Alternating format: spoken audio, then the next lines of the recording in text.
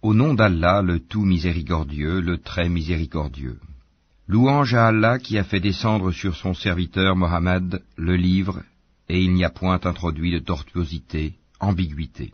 Un livre d'une parfaite droiture, pour avertir d'une sévère punition, venant de sa part, et pour annoncer aux croyants qui font de bonnes œuvres, qu'il y aura pour eux une belle récompense, où ils demeureront éternellement, et pour avertir ceux qui disent « Allah s'est attribué un enfant ». Ni eux ni leurs ancêtres n'en savent rien. Quelle monstrueuse parole que celle qui sort de leur bouche. Ce qu'ils disent n'est que mensonge.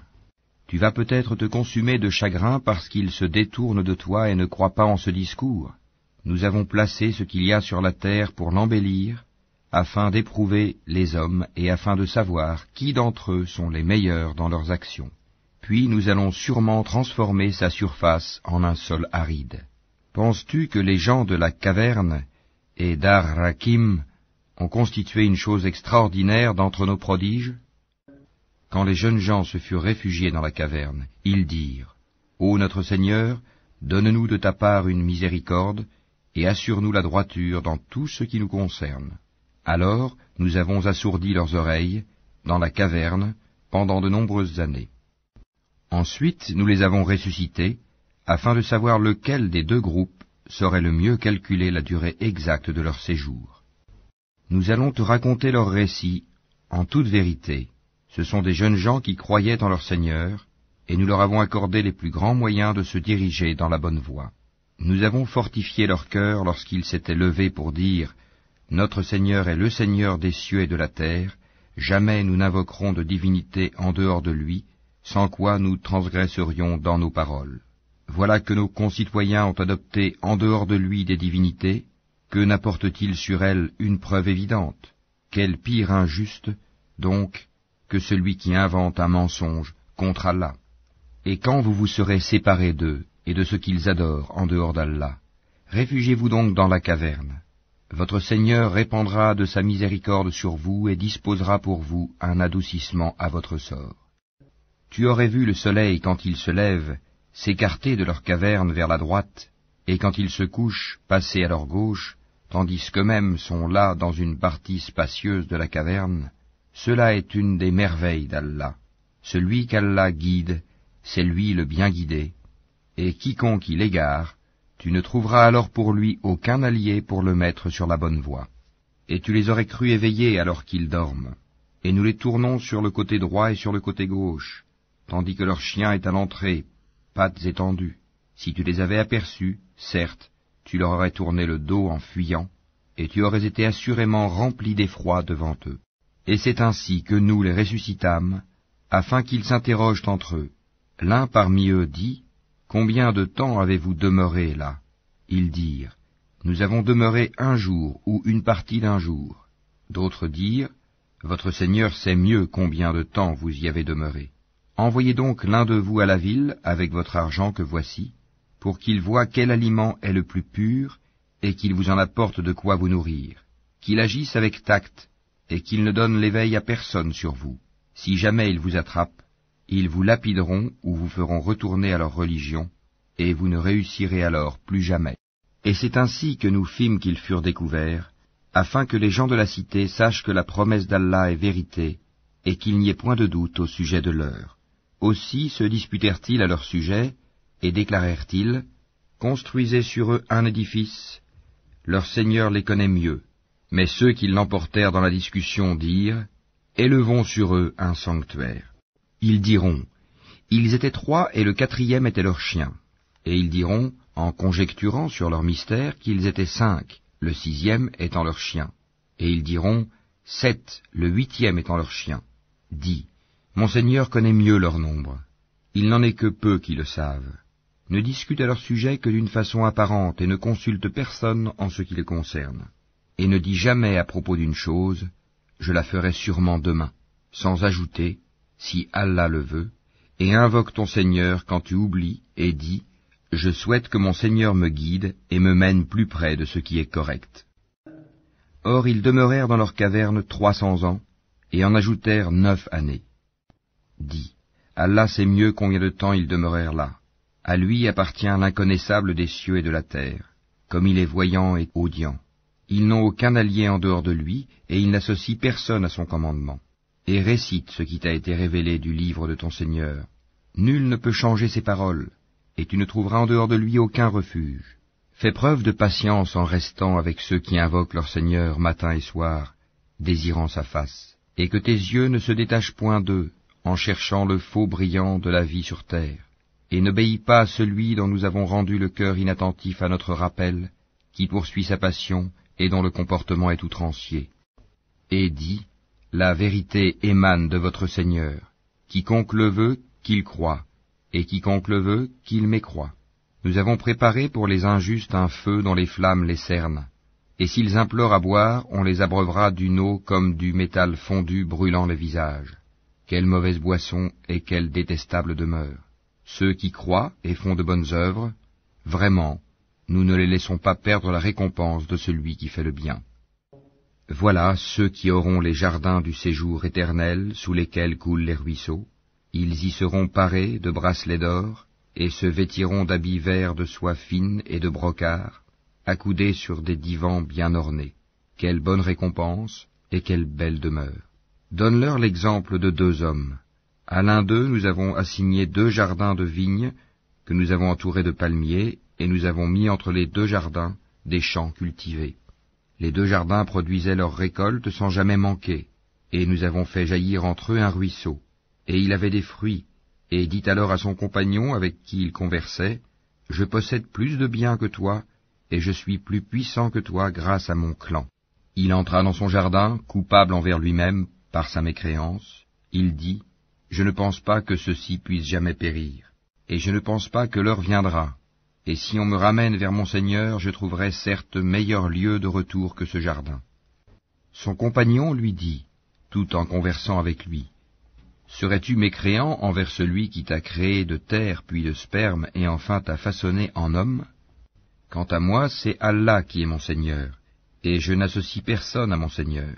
En entrant dans ton jardin, que ne dis-tu, telle est la volonté et la grâce d'Allah? Il n'y a de puissance que par Allah. Si tu me vois moins pourvu que toi en biens et en enfants, il se peut que mon Seigneur bientôt me donne quelque chose de meilleur que ton jardin, qu'il envoie sur ce dernier du ciel quelque calamité et que son sol devienne glissant, ou que son eau tarisse de sorte que tu ne puisses plus la retrouver. » Et sa récolte fut détruite, et il se mit alors à se tordre les 2 mains à cause de ce qu'il y avait dépensé, cependant que ses treilles étaient complètement ravagées.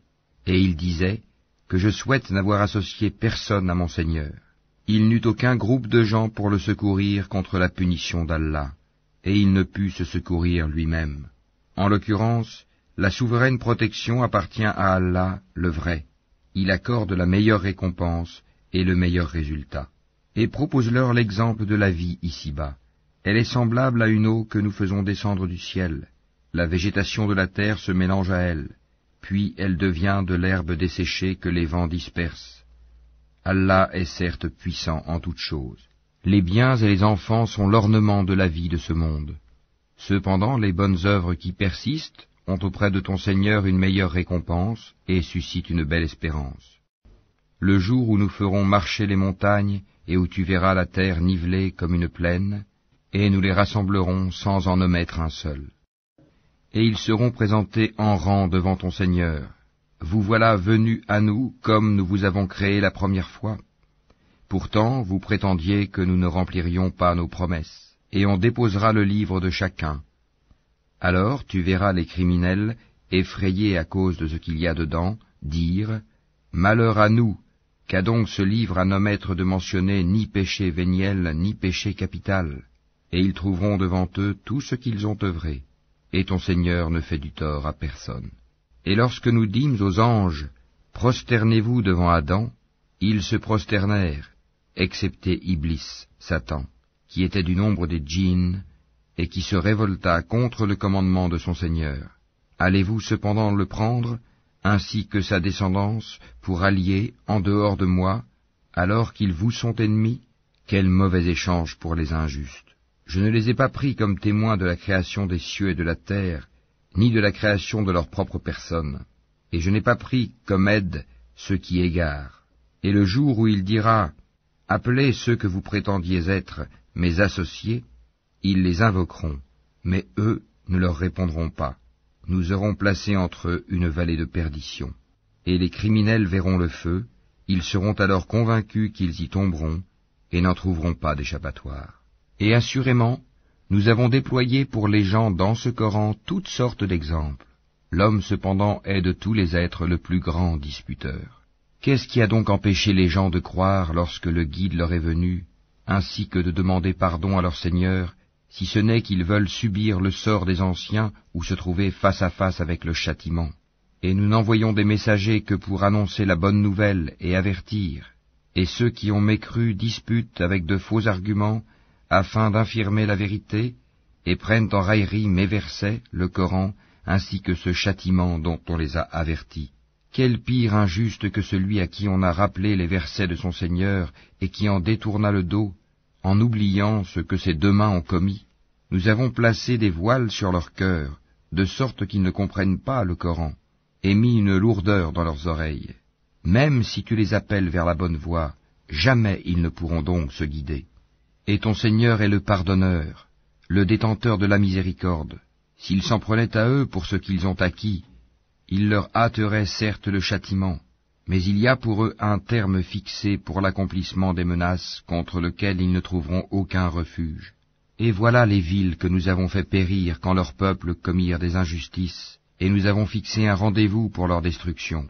Rappelle-toi quand Moïse dit à son valet « Je n'arrêterai pas avant d'avoir atteint le confluent des deux mers, dussé-je marcher de longues années. » Puis, lorsque tous deux eurent atteint le confluent, ils oublièrent leurs poissons, qui prit alors librement son chemin dans la mer. Puis, lorsque tous deux eurent dépassé cet endroit, il dit à son valet « Apporte-nous notre déjeuner, nous avons rencontré de la fatigue dans notre présent voyage. » Le valet lui dit « Quand nous avons pris refuge près du rocher, vois-tu, j'ai oublié le poisson. Le diable seul m'a fait oublier de te le rappeler. » Et il a curieusement pris son chemin dans la mer. Moïse dit « Voilà ce que nous cherchions. » Puis ils retournèrent sur leurs pas, suivant leurs traces. Ils trouvèrent l'un de nos serviteurs à qui nous avions donné une grâce de notre part, et à qui nous avions enseigné une science émanant de nous. Moïse lui dit « Puis-je te suivre à la condition que tu m'apprennes de ce qu'on t'a appris concernant une bonne direction ?» L'autre dit « Vraiment, tu ne pourras jamais être patient avec moi. Comment endurerais-tu des choses que tu n'embrasses pas par ta connaissance ?» Moïse lui dit « Si Allah veut, tu me trouveras patient, et je ne désobéirai à aucun de tes ordres. Si tu me suis, dit l'autre, ne m'interroge sur rien tant que je ne t'en aurai pas fait mention. » Alors les deux partirent, et après qu'ils furent montés sur un bateau, l'homme y fit une brèche. Moïse lui dit « Est-ce pour noyer ces occupants que tu l'as ébréché? Tu as commis certes une chose monstrueuse. » L'autre répondit « N'ai-je pas dit que tu ne pourrais pas garder patience en ma compagnie? » « Ne t'en prends pas à moi, dit Moïse, pour un oubli de ma part, et ne m'impose pas de grandes difficultés dans mon affaire. » Puis ils partirent tous deux, et quand ils eurent rencontré un enfant, l'homme le tua. Alors Moïse lui dit, « As-tu tué un être innocent qui n'a tué personne? Tu as commis certes une chose affreuse. » L'autre lui dit, « Ne t'ai-je pas dit que tu ne pourrais pas garder patience en ma compagnie? Si après cela je t'interroge sur quoi que ce soit, dit Moïse, alors ne m'accompagne plus, tu seras alors excusé de te séparer de moi. » Ils partirent donc tous deux, et quand ils furent arrivés à un village habité, ils demandèrent à manger à ses habitants, mais ceux-ci refusèrent de leur donner l'hospitalité. Ensuite ils y trouvèrent un mur sur le point de s'écrouler. L'homme le redressa. Alors Moïse lui dit, « Si tu voulais, tu aurais bien pu réclamer pour cela un salaire. » Ceci marque la séparation entre toi et moi, dit l'homme. Je vais t'apprendre l'interprétation de ce que tu n'as pas pu supporter avec patience. Pour ce qui est du bateau, il appartenait à des pauvres gens qui travaillaient en mer. Je voulais donc le rendre défectueux, car il y avait derrière eux un roi qui saisissait de force tout bateau. Quant aux garçons, ses pères et mères étaient des croyants, nous avons craint qu'il ne leur imposât la rébellion et la mécréance. Nous avons donc voulu que leur Seigneur leur accordât en échange un autre plus pur et plus affectueux. Et quant au mur, Il appartenait à 2 garçons orphelins de la ville, et il y avait dessous un trésor à eux, et leur père était un homme vertueux. Ton Seigneur a donc voulu que tous 2 atteignent leur maturité, et qu'ils extraient eux-mêmes leur trésor, par une miséricorde de ton Seigneur. Je ne l'ai d'ailleurs pas fait de mon propre chef. Voilà l'interprétation de ce que tu n'as pas pu endurer avec patience. Et il t'interroge sur Dhul Qarnayn. Dis, je vais vous en citer quelques faits mémorables. Vraiment, nous avons affermi sa puissance sur terre, et nous lui avons donné libre voie à toute chose.